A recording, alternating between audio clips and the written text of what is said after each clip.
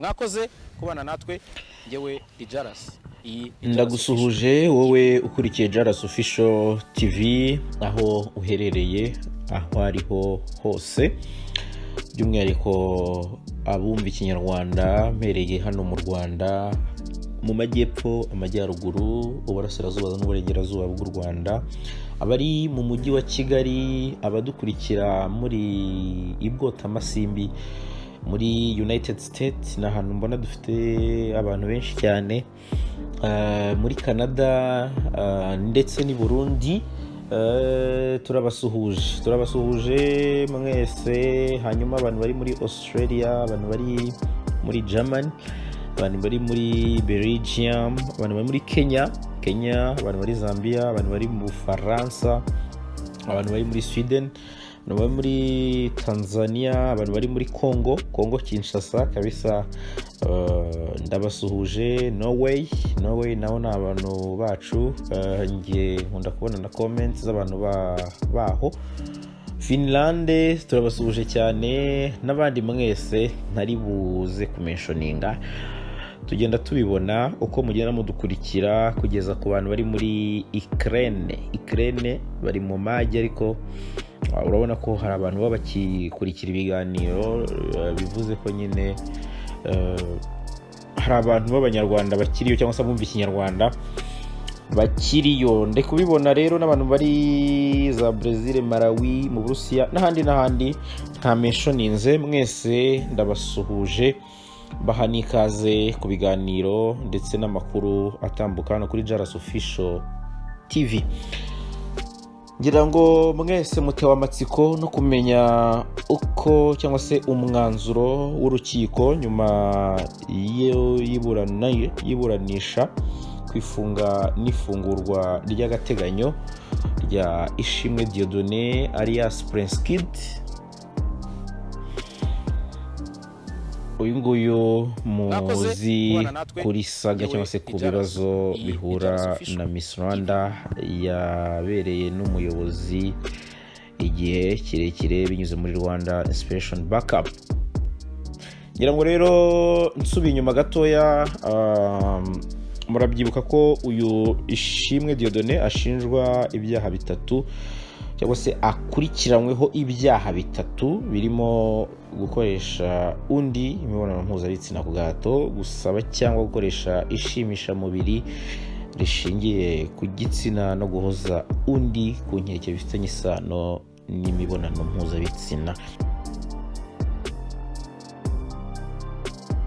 Ngira ngo rero murabyibuka ko kuwa gatanu tariki 13 Gicurasi 2022, mbere y'uko hatangira iburana ku ifunga n'ifungurwa ry'agateganyo, ubushinjacyaha murabyibuka ko bwari bwasabye ko urubanza rwabera mu muhezo kubera impamvu z'umutekano w'abatangabuhamya. Uruhande rwa Prince Kid rwo rwifuzaga ko rubera mu ruhame mu rwego rwo kugaragaza umucyo w'ubutabera azahabwa, anavuga ko cyane ko ibyaha akurikiranyweho ndetse no kuba afunzwe, ibi byose byatangajwe ndetse bikagera mu itangazamakuru. Prince Kid yagaragaje ko atumva impamvu yo gushyira urubanza rwe mu muhezo, kuko yifuzaga ko rubera mu ruhame. Gusa umucamanza we yategetse ko rubera mu muhezo nyuma y'ubushishozi bw'urukiko, kubera ubuhamya buri muri iyi dosiye n'ingingo zishobora kugira ingaruka ku burere mbonezabupfura. So rero ngira ngo tugarutse gato ku buryo iburanisha ryagenze, cyangwa se ku migendekere y'iburanisha, turifashisha inkuru ya Igihe kubera ko ni iburanisha ryabereye mu muhezo. Ubwo natwe turakotinga Igihe, ishobora kuba ifite uburyo yabonye aya makuru y'uburyo iburanisha ryagenze.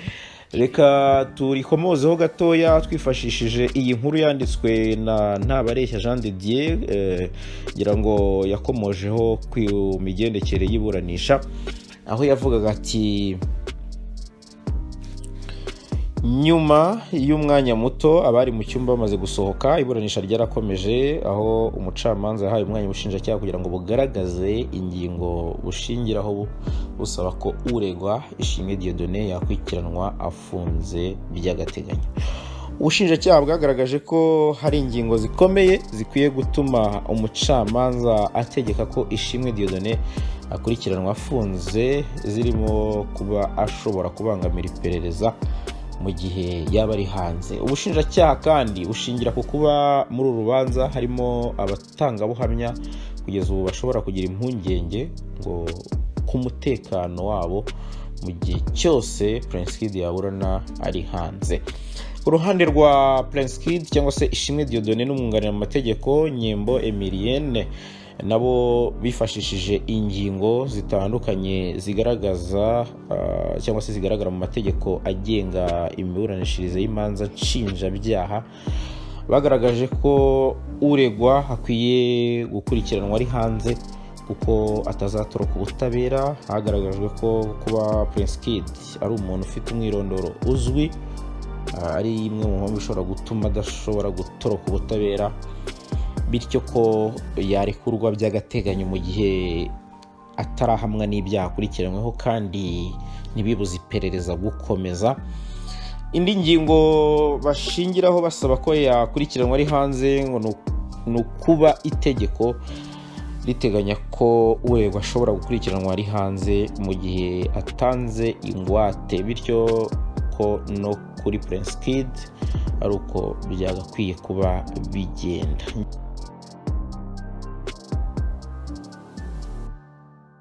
Mwakoze kubana natwe. Itegeko rigena imiburanishirize y'imanza z'inshinjabyaha ingingo yaryo ya 80 igaragaza ko ku rwego rwose rw'ukurikiranwaho icyaha, iyo hari impamvu zikomeye zatuma umuntu ukekwaho icyaha ashobora kudafungwa agategekwa ibyo agomba kubahiriza.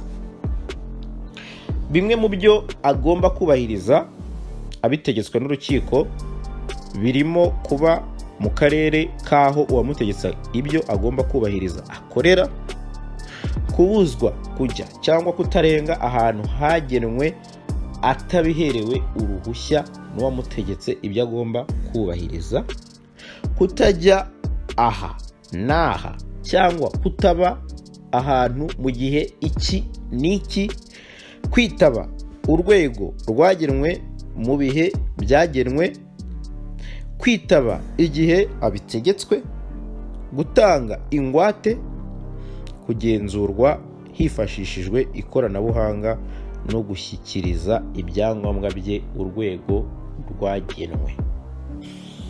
Ingingo ya 83 igaragaza ko ingwate itangwa mu ifungwa n'ifungurwa y'agateganyo ishobora kuba amafaranga, umutungo utimukanwa cyangwa se kwishingira undi muntu.